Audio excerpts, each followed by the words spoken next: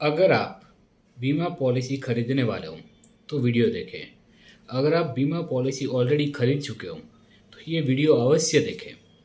ये वीडियो मैंने बनाया है आईआरडीए के ऊपर। ये जो भी सवाल मैं पूछ रहा हूँ वो आईआरडीए से पूछ रहा हूँ, insurance regulatory development authority of India. जो जैसे बैंकों के लिए रिजर्व बैंक ऑफ इंडिया होता है, वैसे इंश्योरेंस कंपनी के लिए आईआरडीए होता है। तो ये सवाल उनके लिए है। लेकिन अगर आप कस्टमर हो, किसी कंपनी के इंश्योरेंस एजेंट हो, तो भी ये वीडियो ज़रूर देखिए, क्योंकि ये मैं कस्टमर के हितों को लेकर के बात कर रहा हूँ, कि कस्टमर के बेनिफिट को लेकर के बात कर रहा हूँ। किस तरीके से इंश्योरेंस कंपनियाँ रिटर्न्स को दिखा कर आपको भ्रमित कर सकती हैं, किस तरीके से डुप्लीकेट ऐप से आपको नुकसान पहुँच सकता है, किस तरीके से आपको कम बेनिफिट हो रहा है कंपैरिजन ना करने की वजह से, किस तरीके से इंश्योरेंस कंपनियां आपको दैट बेनिफिट में भ्रमित कर सकती है, और ये आईआरडीए इनके ऊपर क्यों नहीं एक्शन ले रहा है, आईआरडीए कुछ एप्लीकेशन पे क्यों नहीं डिसीजन ले रहा है। ये सारे सवाल हैं जो मैं आपको डिटेल्स में बताने वाला हूँ कि इनकी वजह से कस्टमर के हितों की रक्षा नहीं हो पा रही है। जबकि आईआरडीए का गठन जो 1999 में किया गया था वो पॉलिसी धारक के हितों की रक्षा करने के लिए किया गया था। तो क्या आईआरडीए कस्टमर के हितों की रक्षा सही तरीके से कर पा रहा है? अभी इंश्योरेंस कंपनियों में और इनके इंश्योरेंस प्लान में क्या लूप होल्स है, क्या कमियां हैं जिसका इंश्योरेंस कंपनियां अपने प्लान को बेचने में फ़ायदा उठा रही है? किस तरीके से एजेंट की अवेयरनेस की कमी की वजह से वो जाने अनजाने एक गलत पॉलिसी प्रोडक्ट में कस्टमर को सेल कर रहे हैं, जिससे कस्टमर को नुकसान हो सकता है? सही क्या है और क्या चेंजेस करने हैं, ये सारा मैंने इस वीडियो में बताया है। वीडियो पूरा देखिएगा। अगर किसी पर्टिकुलर कंपनी का मैंने नाम के सहित बताया है तो उसके एजेंट मेरे पीछे ना पड़े। मेरा ऑब्जेक्टिव सिर्फ कस्टमर को बेनिफिट के लिए है। आप पीछे पड़े आईआरडीए के, आप पीछे पड़े उस कंपनी को। इस वीडियो को लोगों को तक पहुंचाएं ताकि उनको भी पता चले कि कहीं उन्होंने तो गलती नहीं कर ली इंश्योरेंस खरीदने में, या फ्यूचर में गलती तो नहीं करने वाले। तो जितना लोगों के पास ये वीडियो जाएगा, फॉरवर्ड करे, हैशटैग करे आईआरडीए को, वो भेजे, चेंजेज आएंगे तो आपको ही मिलेंगे, वो सारे बेनिफिट आप ही को मिलेंगे। कभी ना कभी तो आप भी कंज्यूम करेंगे, कभी ना कभी तो आपने भी पॉलिसी खरीदी होगी। इंश्योरेंस एजेंट हुआ था, क्या हुआ? आपने भी तो पॉलिसी परचेज करी होगी, आप भी तो टर्म प्लान लेते होंगे, आप भी तो गारंटेड प्लान लेते होंगे किसी भी कंपनी का। तो यहाँ मैं किसी एक पर्टिकुलर कंपनी की बात नहीं कर रहा हूँ, मैं प्राइवेट लाइफ इंश्योरेंस कंपनी की भी बात कर रहा हूँ, और मैं government insurance life insurance company के भी लूप होल्स की बात करने वाला हूँ। आइए देखते हैं सारे लूप होल्स। ये डिटेल गूगल से ली है। बीमा विनियामक विकास प्राधिकरण, insurance regulatory development authority, IRDA, IRDA जिसका नाम है, उनका गठन किया गया था 1999 में पॉलिसी धारक के हितों की रक्षा करने के लिए। जितनी भी लाइफ इंश्योरेंस कंपनी अपना प्रोडक्ट निकालती है वो सबसे पहले अप्रूवल के लिए आईआरडीए के पास में भेजती है। आईआरडीए उस प्रोडक्ट को अप्रूव करता है, उसके बाद में वो मार्केट में आता है। लेकिन जून 2022 में आईआरडीए ने इंश्योरेंस कंपनियों को बिना मंजूरी के भी पॉलिसी लॉन्च करने की अनुमति दे दी है। तो इस अनुमति का क्या इंश्योरेंस कंपनियां मिसयूज़ कर रही हैं या ज़्यादा कस्टमर को बेनिफिट दे रही हैं, ये क्या हो रहा है? आईआरडीए को क्या डिसीजन लेने चाहिए अब यहाँ से, थोड़ा सा आइए देखते हैं। सवाल number 1, death benefit. Insurance policy कोई क्यों खरीदता है? कि अगर डेथ हो जाए तो फैमिली को एक बड़ा पैसा मिले, ताकि फैमिली को कभी फाइनेंशियली किसी के ऊपर डिपेंडेंट नहीं रहना पड़े। लेकिन क्या आप जानते हो, डेथ बेनिफिट में अगर आपको पता चले कि आपने जो पैसा भरा है उसके सामने सिर्फ आधा % रिटर्न मिला, टोटल भरे हुए के सामने आधा %, आपको तो लग रहा था कि बहुत बड़ा अमाउंट आएगा, भरा हुआ का कई % ज़्यादा पैसा मिलेगा, तो आपके साथ तो एकदम ही आपके पैरों के नीचे से ज़मीन खिसक जाएगी। और ऐसा हो रहा है, और आपको पता भी नहीं चल रहा है कि आपको डेथ बेनिफिट में क्या मिलने वाला है। क्योंकि जब आप ऑनलाइन जाके पॉलिसी खरीदते हो या इंश्योरेंस एजेंट से भी मिलते हो और वो बोलता है कि 10 लाख प्रीमियम भर लो, 25 लाख मिल जाएंगे, वो भी guaranteed, in between death benefit क्या रहेगा वो देखना आप भी मिस कर जाते हो, और ऑनलाइन में भी आप डिटेल्स में नहीं जाते हो तो आपको पता भी नहीं चलता। डेथ बेनिफिट के लूप होल्स की अगर बात करें ना, तो इंश्योरेंस कंपनियों का एक रूल्स होता है जो पॉलिसी के ब्रोशर में आप रीड कर सकते हैं, कि हायर ऑफ इन तीनों में से, आप साइड में देख सकते हैं, इन तीनों में से जो हायर होगा वो मिलेगा। कि आपका जो प्रीमियम भर रहे हो ₹1,00,000 सपोज आप भर रहे हो, तो उसका 10 गुना 10 लाख का बीमा होगा। कितना अच्छा लगा आपको? या जो अपने टोटल प्रीमियम भरे हैं उसका 105% आपको लगेगा, 105% आपको मिल रहा है तो ज़्यादा ही मिल रहा होगा। तीसरा है सम एश्योर्ड, जिस पे सारी कैलकुलेशन होती है। इन तीनों में से जो हायर होगा वो आपको मिलता है। तो अब इस फॉर्मूले का मिसयूज, मैं वर्ड यूज करूँगा मिसयूज, इंश्योरेंस कंपनी कैसे करती है और कैसे आपको प्रोडक्ट सेल किया जाता है और डेथ बेनिफिट में आपको कैसे नुकसान हो सकता है, तो किस तरीके से प्लान, ये वाला प्लान खरीदने से आपको बचना चाहिए, दूसरा प्लान आप खरीद सकते हैं। तो आइए देखते हैं कि किस तरीके से आपको ये डेथ बेनिफिट में नुकसान हो सकता है। समझ, एक 35 साल के व्यक्ति हैं, वो पॉलिसी परचेज कर रहे हैं और वो 10 साल के लिए प्रीमियम पे कर रहे हैं और 20वें साल पे वो मैच्योरिटी ले रहे हैं। प्रीमियम वो 1 लाख रुपए का सालाना पे करते हैं। अब देखते हैं कि इसमें क्या लूप होल्स हैं कि 1-1 लाख रुपए का कस्टमर ने प्रीमियम पे कर दिया फॉर 10 ईयर्स के लिए। प्लान के ऊपर गारंटी लिखा हुआ है, प्लान के ऊपर डेथ बेनिफिट इंश्योरेंस कवर लिखा हुआ है, ठीक है। अब पहले साल अगर कस्टमर की डेथ हो गई, लाख रुपए के सामने 10 लाख मिल गया, बहुत अच्छी बात है। 5वें साल पे कस्टमर की डेथ हो गई, 5 लाख प्रीमियम भर दिया, 5 लाख के सामने 10 लाख रुपए मिल गया, बहुत अच्छी बात है। 10वें साल पे कस्टमर की डेथ हो गई, 10 लाख प्रीमियम भर चुके हैं, 10,50,032 रुपये मिला, अच्छी बात नहीं है। 15वें साल पे कस्टमर की डेथ हो गई, 10 लाख रुपये ऑलरेडी प्रीमियम भर चुका, 5 साल इंतजार कर चुका है, 10,50,000 ही मिलेंगे। सरेंडर करने जाओगे 7.5 लाख रुपये मिलेगा। Special surrender value and surrender value भी 10.5 लाख से ज़्यादा नहीं है, यानी कि सरेंडर करो या डेथ हो जाए 15वें साल पे आपको सिर्फ और सिर्फ 10.5 लाख रुपये मिलेंगे। तो कितना इंटरेस्ट रेट मिला आपको, आइए देखते हैं। आप देखेंगे कस्टमर ने 1-1 लाख रुपये भरा, 10,50,000 मिला, आधा % का IRR है 0.5141, आधा % का रिटर्न है। ये भी लाख रुपए पे आप GST पे करोगे, पहले साल 4.5%, फिर 2.25%, तो आप 24,750 का GST भर चुकेंगे। टोटल 10,24,750 भरे, मिला कितना, 10,50,000, सिर्फ 25,250 का बेनिफिट हुआ 15 साल में।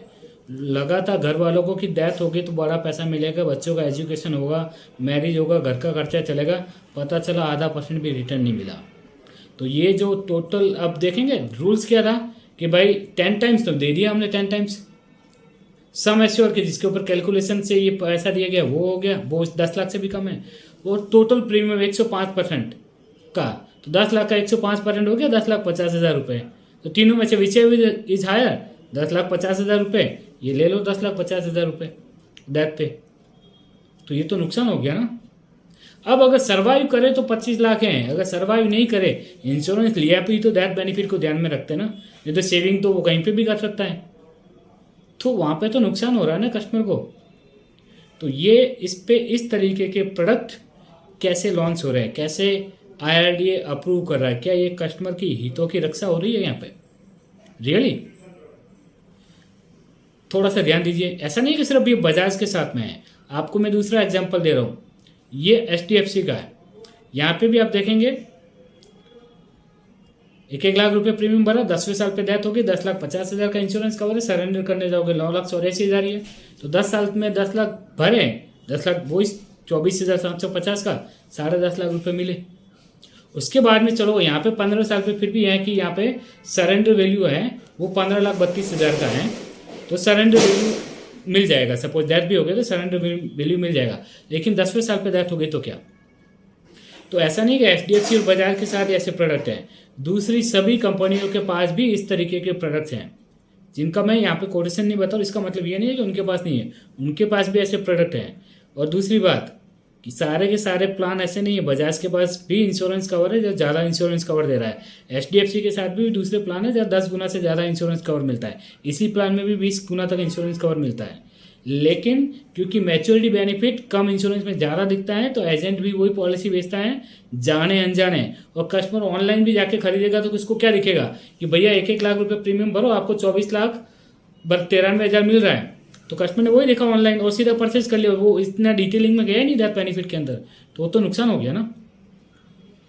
तो इस तरीके के प्रोडक्ट्स पे इन कंपनियों के पास, मैं वापस से रिपीट करता हूँ, दूसरे प्लान भी है, खरीदते समय ध्यान रखिए, कंपनियां बुरी नहीं है, प्रोडक्ट्स बुरे नहीं है, थोड़ा सा समझ के खरीदेगा, जहाँ पे इंश्योरेंस कवर का भी ध्यान में रखा जाए कि एनी पॉइंट ऑफ टाइम अगर डेथ होती है तो ठीक ठाक बेनिफिट मिल रहा है कि नहीं।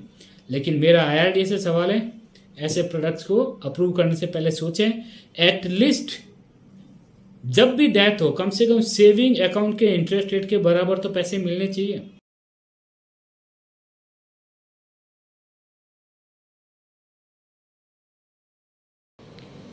सवाल नंबर 2, मैच्योरिटी बेनिफिट में लूप होल्स, मैच्योरिटी बेनिफिट में किस तरीके से कस्टमर को नुकसान हो रहा है।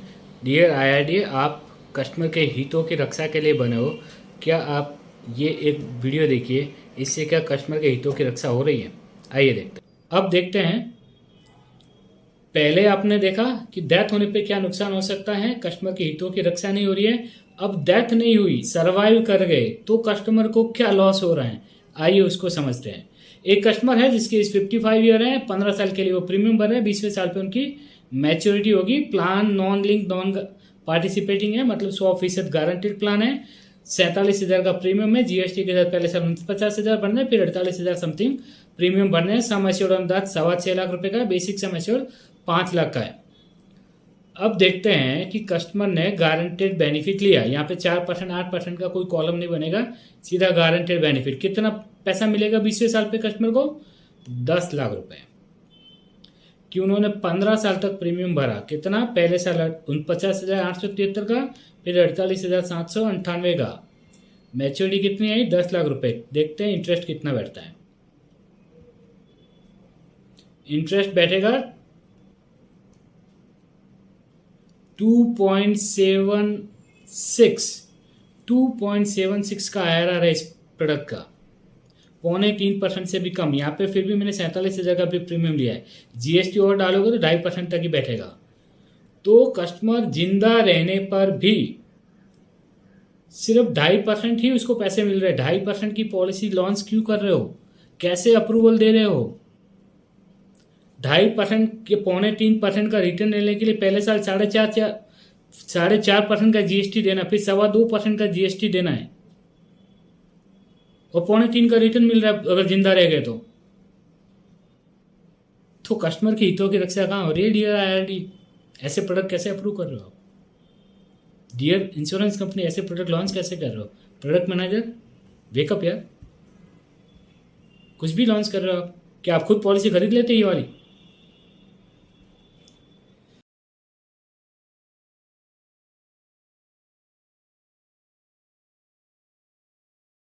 सवाल नंबर 3, आपको न्यूज़ बता रहा हूँ, आप न्यूज़ साइड में देखिएगा। लोन ऐप स्कैम, एप्लीकेशन जो प्ले स्टोर में आती है ना, उसका स्कैम।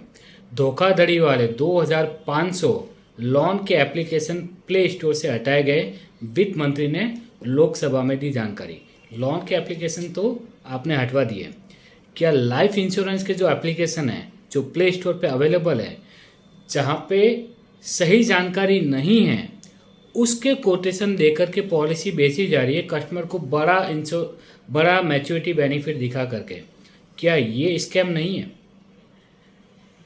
क्या सारे स्कैम संदीप माहेश्वरी को निकालने पड़ेंगे। Stop life insurance scam. जो भी फ्रॉड एप्लीकेशन है, जो कंपनी के ऑथराइज एप्लीकेशन नहीं है, इंश्योरेंस के इन ऐप को भी प्ले स्टोर से हटाया जाए।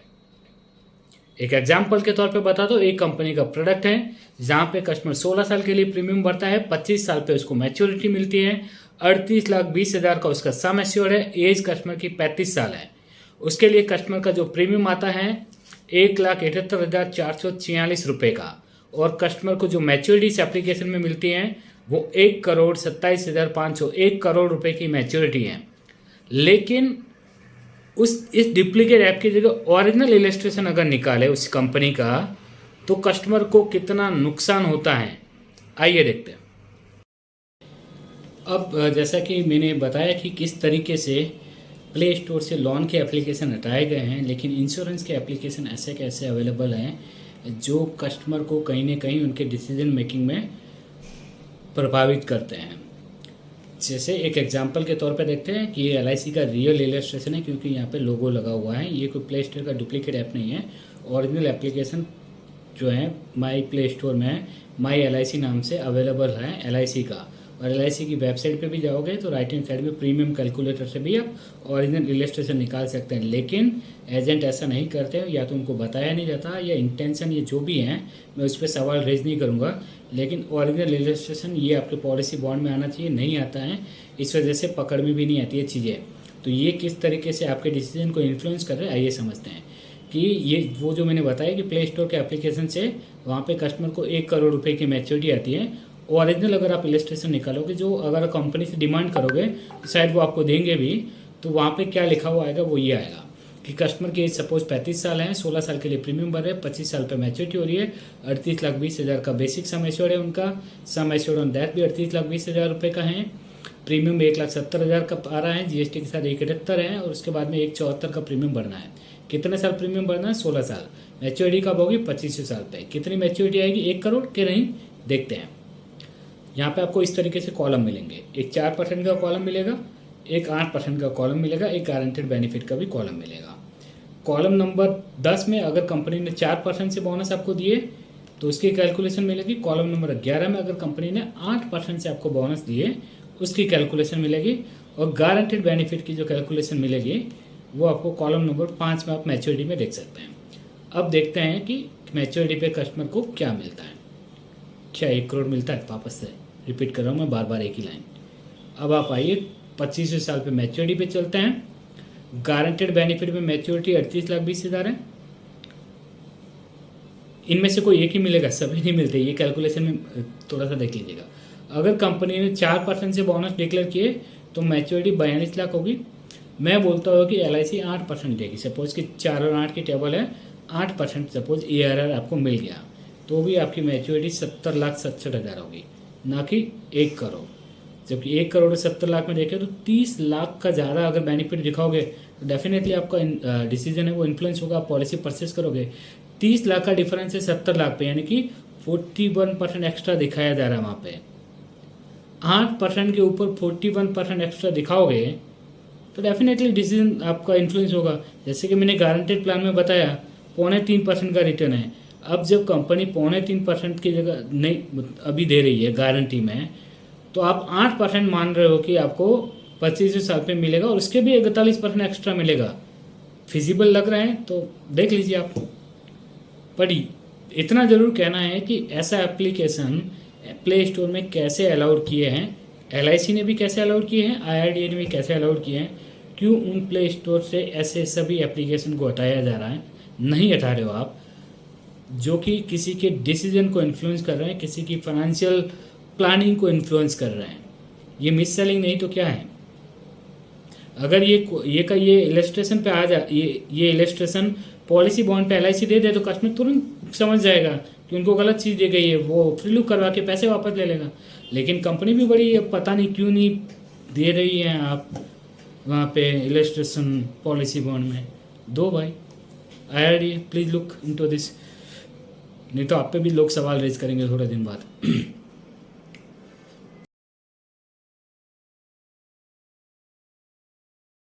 सवाल नंबर 4, इतना बड़ा फर्क क्यों इंश्योरेंस कंपनियों में? सारे के सारे प्रोडक्ट आप ही के पास अप्रूवल के लिए आते हैं, आप हितों की रक्षा करने के लिए बने हो, तो दो कंपनी के प्रोडक्ट्स के प्रीमियम में इतना बड़ा फर्क क्यों? एग्जाम्पल के तौर पे आप यहाँ पे देखेंगे, मैंने एक पहला एग्जाम्पल लिया है LIC का जीवन अमर टर्म प्लान का, जहाँ कस्टमर की एज 35 साल है, वो 1 करोड़ का इंश्योरेंस कवर ले रहा है, 40 साल का पॉलिसी टर्म ले रहा है, 40 साल का वो प्रीमियम भर रहा है और प्रीमियम भी आ रहा है 40,271 रुपये। लेकिन वही अगर दूसरी कंपनी के पास में जाकर के कस्टमर पॉलिसी परचेज करता है तो प्रीमियम आ रहा है 20,532 रुपये। सेम कस्टमर है, एक 40,000 में दे रही है, एक 20,000 में दे रही है। डबल का डिफरेंस क्यों? LIC जिसका AUM 50 लाख करोड़ की कंपनी है, जबकि टाटा जिसका बाजू में लिखा हुआ है वो तो 1 लाख करोड़ की भी कंपनी नहीं है। इंश्योरेंस कंपनी की बात करूँ, टाटा ग्रुप बहुत बड़ा है, टाटा AIA लाइफ इंश्योरेंस की। जब छोटी कंपनी इतने सस्ते में टर्म प्लान दे रही है और क्लेम सेटलमेंट रेशियो भी LIC के इक्वली ही है, तो फिर प्रीमियम में इतना डिफरेंस क्यों? क्या भारत की जनता सस्ता टर्म इंश्योरेंस LIC से एक्सपेक्ट नहीं करती? क्या किसी ने LIC के टर्म प्लान का टीवी पे ऐड देखा है? कहीं होल्डिंग्स देखे हैं? हमेशा सेविंग प्लान के होल्डिंग्स नजर आएंगे आपको। टर्म प्लान कभी देखा है LIC प्रमोट कर रही है कि 400 रुपये में 500 रुपये में 1 करोड़ का इंश्योरेंस कवर लीजिए। वो इंश्योरेंस कवर की बातें क्यों नहीं कर रहे हैं? क्यों LIC जैसी इतनी बड़ी कंपनी, इंडिया की नंबर 1 लाइफ इंश्योरेंस कंपनी नहीं बल्कि सारी कंपनियों को भी मिलाए तो भी नंबर 1 कंपनी है स्टॉक मार्केट में लिस्टेड होने के बाद, तो इतनी बड़ी कंपनी इतना महंगा टर्म प्लान क्यों दे रही है? अगर इनकम एजुकेशन क्राइटेरिया है, मोर्टालिटी दर की जो भी रीजन है, रीइश्योर का जो भी रीजन है, तो वहाँ पे भी अगर किसी की इनकम ज़्यादा है, कोई एजुकेशन अच्छी है, तो उनको भी सस्ता टर्म प्लान का तो मिलना चाहिए ना ऑप्शन, जैसे बाकी अदर प्राइवेट कंपनीज दे रही है। तो इतना डिफरेंस, इसका मतलब कस्टमर खरीदेगा नहीं, अफोर्ड ही नहीं कर पाएगा। और टर्म प्लान में 18% GST क्यों है? हेल्थ इंश्योरेंस में 18% GST क्यों है? जब ये बेसिक नीड है जिस पे लोग इलेक्शन जीत रहे हैं। ये जैसे राजस्थान में देखे तो 25 लाख की चिरंजीवी योजना दी गई हेल्थ इंश्योरेंस में। अब गरीबों को फ्री में मिल रहा है, अमीरों को फर्क ही नहीं पड़ता। मध्यम वर्ग लोगों की से आप 18% GST ले रहे हो। तो ये 4 ही चीज़ें हैं, वो भी आप ध्यान में रखिए। तो इतना बड़ा डिफरेंस क्यों आ रहा है अलग अलग कंपनी के प्लान में, और LIC के पास सस्ता टर्म प्लान क्यों नहीं है? क्यों अलग उनके लिए टर्म प्लान नहीं निकाला जा सकता जो higher education, higher income bracket में आते हैं? सबके लिए एक ही प्लान क्यों है? कुछ आखिरी सवाल जो IRDA से हैं कि कस्टमर को पॉलिसी के मैच्योरिटी पर कितना पैसा मिलेगा, ये पॉलिसी बॉन्ड पे क्यों नहीं लिखा जाता LIC की पॉलिसी में? अगर आप LIC के कस्टमर हो, जाके पूरा पॉलिसी बॉन्ड देख लीजिएगा, आपको कहीं नहीं मिलेगा कि आपको मैच्योरिटी पे कितना पैसा मिलेगा। इसीलिए डुप्लीकेट ऐप से भी पॉलिसी लोग बेच देते हैं और आपको पता भी नहीं चलता। पॉलिसी का बेनिफिट इलस्ट्रेशन पॉलिसी बॉन्ड में क्यों नहीं मिलता, ये अटैच करके क्यों नहीं बेचती है LIC, जबकि प्राइवेट कंपनी पॉलिसी में कितना पैसा मिलेगा और बेनिफिट इलस्ट्रेशन भी आपके पॉलिसी बॉन्ड में बेचती है। तो LIC के साथ ऐसा क्यों?